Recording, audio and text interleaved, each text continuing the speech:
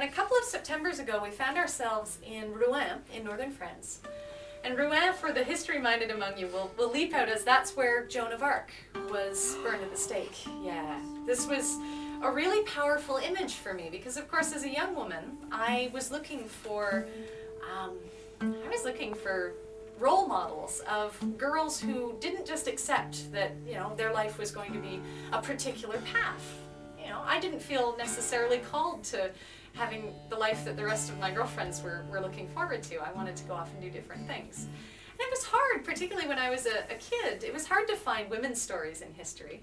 There were a couple. I mean, Eleanor of Aquitaine was hard to ignore, but there were not terribly many stories of girls who broke the mold.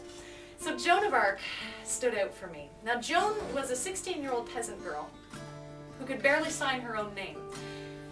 And in those days, there were very few paths open to women, and so she was destined, so everyone thought, for a life either in the convent or at the hearth. But Joan heard voices, and those voices assured her that she had a different destiny.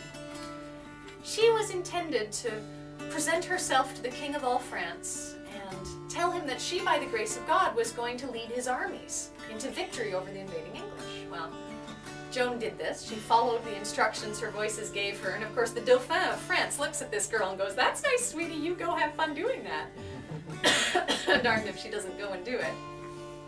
And she lives the life of a soldier. This is no girl on a hill saying, "You fight harder." She was wounded in battle. She was right out there. And she was walking her own path.